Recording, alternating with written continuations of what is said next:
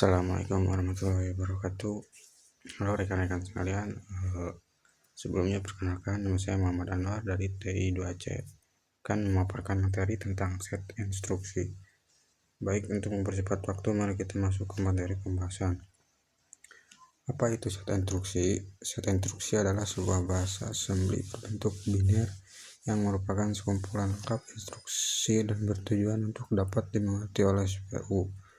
Set instruksi juga sering disebut sebagai bahasa mesin untuk tujuan agar dapat digunakan oleh manusia, dan salah satu contohnya adalah digunakan oleh seorang programmer. Baik, selanjutnya ada karakteristik dan fungsi set instruksi. Operasi dari CPU ditentukan oleh instruksi-instruksi yang dijalankannya. Instruksi ini juga sering disebut sebagai instruksi mesin atau mesin komputer. Selanjutnya ada kumpulan dari instruksi yang berbeda yang dapat dijalankan oleh CPU disebut set instruksi. Kemudian ada jenis-jenis set instruksi.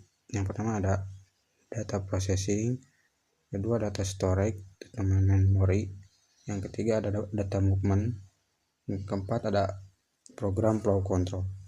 Selanjutnya jenis-jenis operan. Yang pertama ada address, selanjutnya numbers, selanjutnya ada karakter, dan terakhir ada logical data. Selanjutnya ada elemen-elemen set instruksi. Elemen-elemen set instruksi dibagi menjadi beberapa bagian. Yang pertama ada operation kode untuk menentukan operasi yang akan dilaksanakan. Yang kedua ada search operan reference merupakan input bagi operasi yang akan dilaksanakan. Yang ketiga ada result operan reference merupakan hasil dari operasi yang dilaksanakan. Yang terakhir ada next instruction reference memberitahu CPU untuk mengambil instruksi berikutnya setelah instruksi yang dijalankan selesai.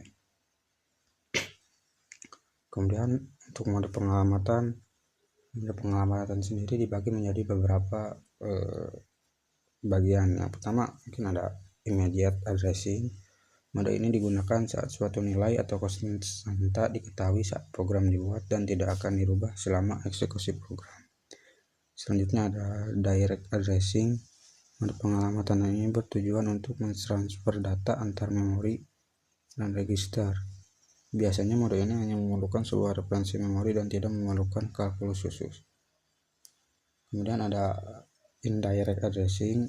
Operan berada pada memori. Untuk mendapatkan operan ini, CPU harus melakukan penelusuran dua kali, yaitu dari data alamat memori yang ada pada set instruksi serta alamat yang ditunjuk oleh alamat memori yang diperoleh dari set instruksi tadi.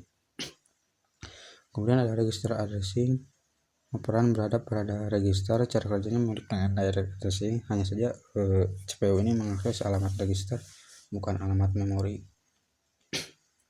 Kemudian ada register indirect addressing. Mode ini memiliki operan yang berada pada memori. Untuk mendapatkan operan, CPU harus mengakses register terlebih dahulu karena informasi lokasi operan berada pada register. Kemudian ada displacement.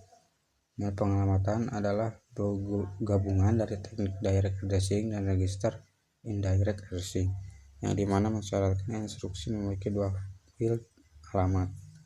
Kemudian yang terakhir ada operan stack. Operan berada pada stack. Operan secara berkala dimasukkan ke stack sehingga ketika operan dibutuhkan maka operan sudah berada pada top of the stack.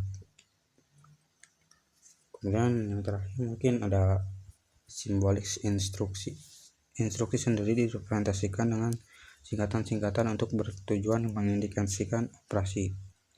Contohnya adalah ada add untuk menambahkan, subtract untuk pengurangan, multiply atau disingkat mungkin MPG untuk perkalian, divide pembagian, load untuk memuatkan data, store untuk menyimpan data, move untuk memindahkan data dari tempat satu ke tempat lainnya. Oke, mungkin selanjutnya ada studi kasusnya. Di sini saya menggunakan contoh studi kasus yang menggunakan 3 alamat ya. Di sini tuliskan X sama dengan A dibagi B ditambah C dikali D dikurang X Maka hal pertama yang saya tuliskan adalah dengan menuliskan div x, koma b, yang artinya adalah a dibagi b dan hasilnya adalah x. Kemudian mpy y, c, d, yang artinya y di sini adalah saya menggunakan y untuk tempat penyimpanan hasil sementara. Jadi yang dibacanya adalah c kali d. Nah, si hasil dari c kali d disimpan ke y, yang dimana itu adalah hasil tempat penyimpanan hasil sementara. Selanjutnya ada sub y, e, yang artinya adalah y dikurang e, hasilnya adalah y.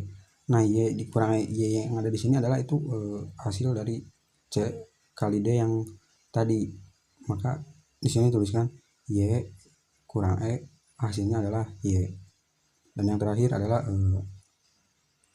add x, y, yang artinya adalah x yang dihasilkan dari a dibagi b tadi ditambah dengan y yang dihasilkan dari c kali d kurang e, maka hasilnya adalah x.